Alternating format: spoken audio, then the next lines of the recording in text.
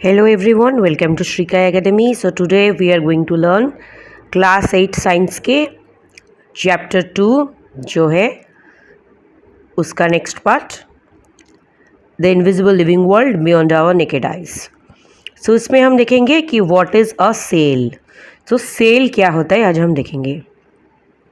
So what is a cell? All living beings are made up of cell. तो जितने भी हमारे living organisms होते हैं वो सब सेल से बना हुआ होता है। तो cell is the basic building block of an animal और अ प्लांट।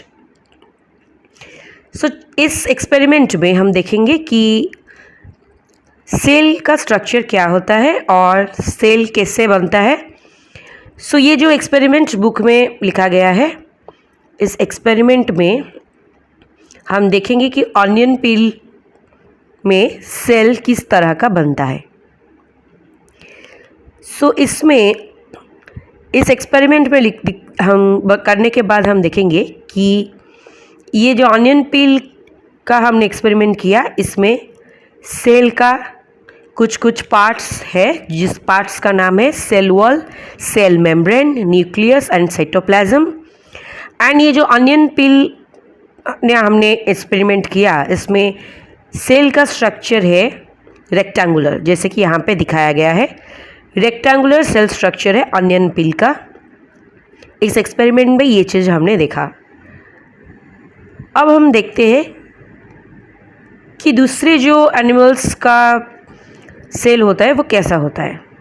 सो ये है उसका नेक्स्ट एक्सपेरिमेंट, जिसमें हमने चीक सेल का यूज़ किया है, जो कि इंसान के मुंह में होता है। अपने मुंह धोने के बाद कुछ पार्ट्स उसका लेके हमने ये एक्सपेरिमेंट किया और उसमें हमने देखा कि जो चीक सेल होता है वो पॉलीगन शेप का सेल होता है एंड उसमें भी cell membrane, cytoplasm, nucleus etcetera होता है। तो हम देखेंगे cell membrane, nucleus, cytoplasm, cell wall, ये सब क्या होता है।